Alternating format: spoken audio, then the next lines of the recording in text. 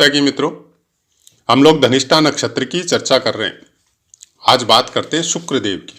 शुक्रदेव अगर आपके धनिष्ठा नक्षत्र में विराजमान हो तो किस तरह के फल प्राप्त हो सकते हैं। प्रथम चरण, वाइफ रोगग्रस्त हो सकती है।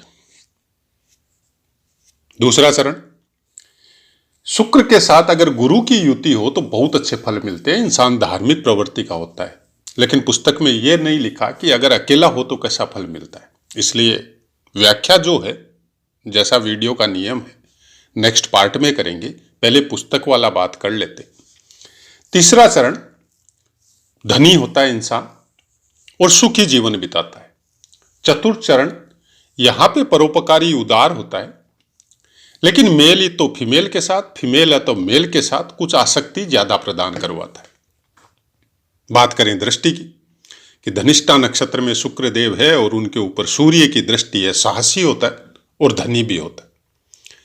चंद्रदेव की दृष्टि, व्यक्तित्व बहुत आकर्षक होता है।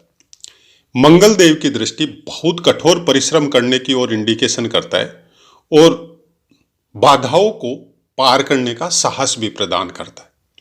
बुध देव की दृष्टि धार्मिक शास्त्रों का ज्ञाता और यशस्वी होता है। यशस्वी मतलब फेमस होता है ऐसा इंसान।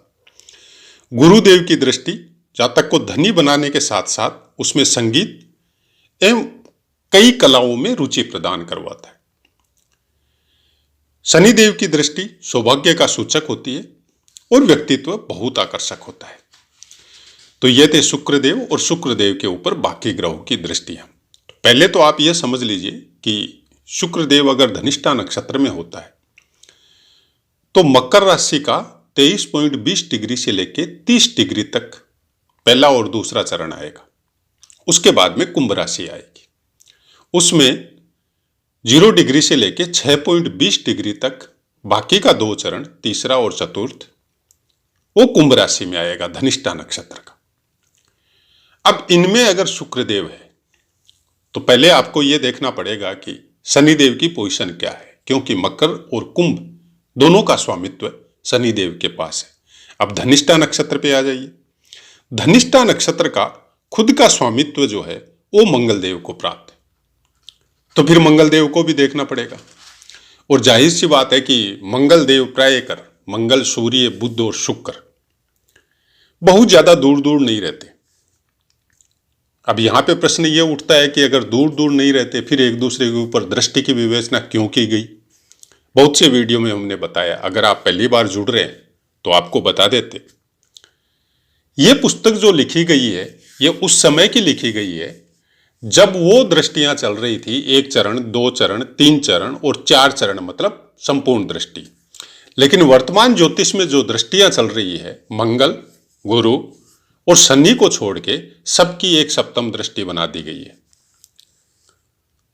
तो अब उनके बारे में कोई अलग से पाठ, जब ये सब नक्षत्रों के पाठ समापन हो जाएंगे उस समय उसकी विवेचना करेंगे कि क्या सही है और क्या गलत है।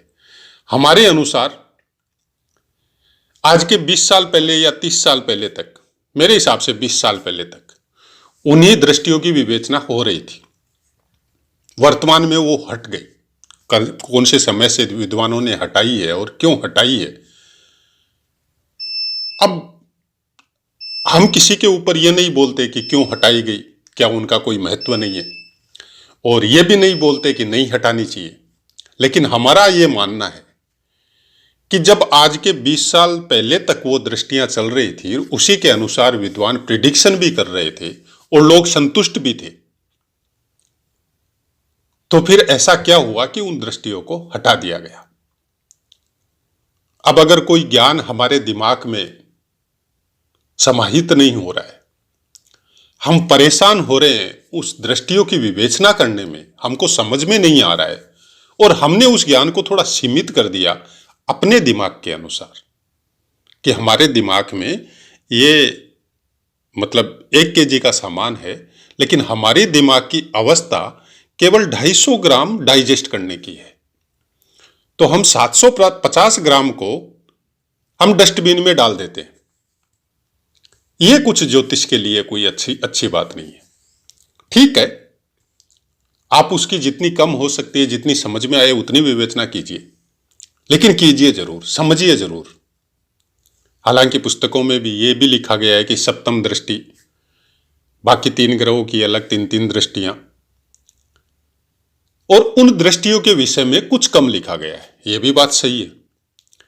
लेकिन कम लिखा गया इसका मतलब ये तो नहीं होता कि उसका असर नहीं होगा, कि आपके दृष्टियों का मतलब क्या होता है, सीधे और सिंपल सरल शब्दों में, कि आपके अगल बगल में 4-5 आदमी खड़े हुए, आपके लेफ्ट साइड में एक आदमी खड़ा हुआ है जिसके ऊपर आपकी तिरछी दृष्टि पड़ रही है, आप उसको पूरा होल ओवर नहीं देख रहे, लेकिन कुछ दृष्टि आपकी है उसके ऊपर, उसके कुछ मूवमेंट को आप समझ सकते हैं, ज्यादा नहीं, थोड़ा बहुत मूवमेंट को समझ सकते हैं, मतलब 25% दृष्टि है आपकी।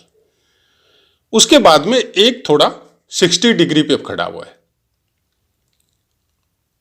उसके ऊपर आपकी दृष्टि तो टेढ़ी है लेकिन थोड़ी ठीक है, थोड़ी अच्छी से आप रीड कर सकते हैं उसको, 50%। अब एक आदमी आपके जस्ट अपोजिट से थोड़ा अलग खड़ा हुआ है, 90 डिग्री से थोड़ा इधर खड़ा हुआ है, वहां पे भी आपकी सीधी दृष्टि नहीं जा रही है, सीधी से थोड़ी कम जा रही है, और उसके प्रत्येक मूवमेंट को आप रीड कर रहे हैं, आप समझ रहे हैं उसको। और एक जस्ट अपोजिट खड़ा हुआ है आपके, और आपकी दृष्टि एकदम फेस टू फेस जा रही है, उसके प्रत्येक मूवमेंट को, प्रत्येक बातों को आप समझ रहे हैं। दृष्टि विशेष का मतलब यही होता है। अब अगर आपने वो 25% दृष्टि जो आपके साइड में खड़ा हुआ था 180 डिग्री पे या 360 डिग्री पे, जिसके ऊपर आपकी 25% दृष्टि जा रही थी, और उसको अगर आप अनदेखा कर देंगे और आपके पीछे से आके वो आपका कुछ नुकसान कर देगा, तो उसकी प्रिडिक्शन कैसे करेंगे? क्या सामने वाले को उसका दोष देंगे, या जिसके ऊपर 50% दृष्टि जा रही है उसको दोष देंगे? अब ये बड़ी मतलब ज्योतिष के लिए कुछ अलग सी हमारे दिमाग के अनुसार। तो हमारी कोशिश ये रहती है, हालांकि जो पाठ हमने ग्रहों के दिए हैं उनमें ये सब बातें हमने नहीं बताई है, लेकिन हाँ, जब किसी कुंडली की विवेचना करते हैं तो उसमें देखते जरूर हैं, और वो भी कब देखते हैं, जब आप अपनी पूरी हिस्ट्री बताते हैं। आप ये सोचते हैं कि भाई हम जन्मपत्री भेज दी, हमने डेट ऑफ बर्थ भेज दी, अब सब कुछ वो भविष्य, वो सामने वाला जो भी एस्ट्रो है या जो पंडित है वो बताएगा, संभव ही नहीं है। इतनी अगर त्रिकाल दृष्टि होती किसी ज्योतिष के पास, तो फिर वो ग्रह नक्षत्र की बातें आपके साथ शेयर नहीं करता, उसका लेवल फिर अलग आयाम में गोचर करता। वो इस पृथ्वी पे उसका शरीर रहते हुए उसका मन या आत्मा या उसके जो शब्दों का जो ऊर्जा है वो कुछ अलग आयाम में ट्रेवल करती, और उसके आगे वाले ज्ञान को वो ग्रहण करता, वो इन सब में पर नहीं पड़ता। अब हो सकता है आपको खराब लगे ये सब बातें, अगर कोई ज्योतिष के विषय में रिसर्च कर रहा है और डीपली अध्ययन कर रहा है, कोई शक नहीं है उसको बहुत अच्छी लगेगी। लेकिन जो नॉर्मल ज्योतिष के बारे में कि किसी से ये उठाया, कहीं से ये उठाया और कहीं से ये उठाया, और एक भानुमति का कुनबा बना लिया और शेयर पोस्ट अपने हिसाब से लोगों को आकर्षित करने के लिए, और उसको डे टू डे बढ़ाते जा रहा है, लोगों को भी पसंद आ रहा है, क्योंकि राहुदेव की माया चारों तरफ सोशल मीडिया के द्वारा फैली हुई है, और वो उसी में आगे बढ़ते जा रहा है। वो उनका है, जिनको धन कमाने की प्रवृत्ति है उनके पास है। और बात सही है, धन कमाने की प्रवृत्ति किसके अंदर नहीं होती, सबके अंदर होती है, हमारे अंदर भी है। लेकिन वो प्रवृत्ति सबके अंदर नहीं होती, कुछ परसेंटेज ऑफ इंसान आज भी पृथ्वी पे है कि वो आपको गलत गाइड करके धन कमाना नहीं चाहते, और उस धन का वो सदुपयोग या दुरुपयोग भी नहीं करना चाहते, कि आपसे अननेसेसरी हम पैसे का उपार्जन करके और अपने आप को बहुत बड़ा समझे, ऐसी प्रवृत्ति हम अपने अंदर डेवलप करना नहीं चाहते। और आपको भी प्राय कर बहुत से वीडियो में हम यही बताते हैं, धन कमाइए, बहुत जरूरी है, धन के बगैर कुछ नहीं है। लेकिन एक चीज हमेशा ध्यान में रखिए कि आपकी तकदीर में लिखा हुआ, आपके कर्मों के अनुसार आपको वो मिलेगा ही। और जब हमको पता है, आपको भी पता है कि नेचुरलिटी में बहुत सी चीजें फिक्स है, वो आपको मिलनी है, तो फिर गलत रास्ता क्यों अपनाए? छूट तो कर्म करने की है ना। भगवान ने मनुष्य को छूट दी है आपके कर्मों के विषय में सचेत होने की, बाकी चीजों की छूट नहीं है, बाकी पूरा सॉफ्टवेयर फिक्स है, लेकिन कर्मों की छूट है। आपको वो प्रोवाइड नहीं कि वो प्रारब्ध नहीं है कि आप गलत रास्ते से पैसा कमाएंगे या गलत काम करके कुछ प्राप्त करेंगे, वो प्रारब्ध नहीं है। वो प्रारब्ध कर्मों के द्वारा हम लोग बनाते हैं। हम लोगों को फिक्स इतना ही है कि हम लोगों के पास इतना धन रहेगा, इतने मेंबर रहेंगे, इतना परिवार रहेगा, ये सब चीजें फिक्स है। अब आप हो सकता है इसको गलत समझे, लेकिन हम इतना ही जानते हैं कि जब सब चीज फिक्स है तो अगर गलत रास्ते से हमने कुकर्म करके कुछ अर्जन भी कर लिया तो वो हमारे पास नहीं टिकेगा, और हमारा बहुत कुछ अच्छे संस्कारों का, अच्छे कर्मों का नाश करके भी जाएगा। जाएगा जरूर, रुकेगा नहीं, लेकिन बहुत कुछ गलत करके जाएगा हमारे साथ।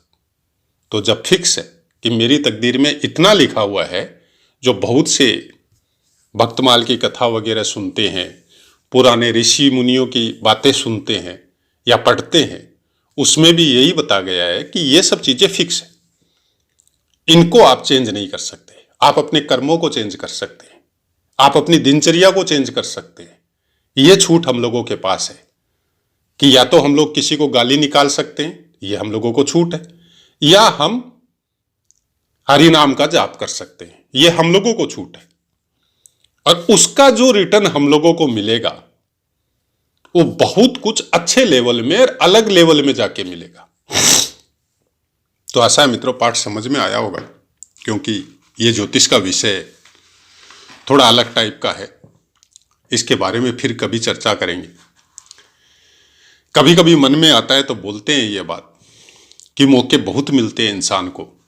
ईश्वर जब आप अपने सही कर्मों में आगे बढ़ते जाते हैं तो आपको लालच के तौर पे हो, चाहे आपकी दबी हुई, कुचली हुई मानसिकता या कुंठा उसकी वजह से हो, आपको बहुत मौके देता है भगवान या प्रकृति कि आपके पास मौका है, लेकिन वो गलत है।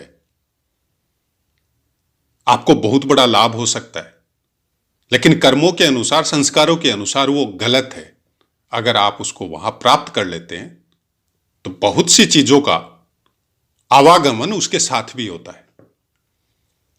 बुद्धि कुंठित हो गई, हम लोगों के ऊपर किसी ने कुछ करवा दिया क्या, हम लोगों का सब काम रुकते क्यों जा रहा है, किसी ने बांध दिया क्या, फिर वो सब चक्कर चालू हो जाता है। एक बार का क्षणिक सुख मिलता है और बाद में धीरे धीरे बहुत कुछ अलग लेवल पे जिंदगी चलनी चालू हो जाती है, जो कि उसके पहले नहीं थी। दिनचर्या भी अच्छी थी, स्वभाव भी अच्छा था, ठीक है धन कम था, लेकिन फिर भी उससे भी कुछ न कुछ, चाहे जानवरों का हो चाहे इंसान का हो, कुछ भला करते थे। लेकिन जैसे ही वो गलत रास्ते वाला आके घुसा घर में और उस उपार्जित धन से हम लोगों ने अपना ऐश भोग या खान पान चालू किया, धीरे धीरे उसका परिवर्तन फिर सब चीज में होना चालू हो जाता है। इसीलिए बोला जाता है कि जैसा खाते अन्न वैसा होता मन। वाणी को विराम देते, आपसे आज्ञा लेते। जय माता की।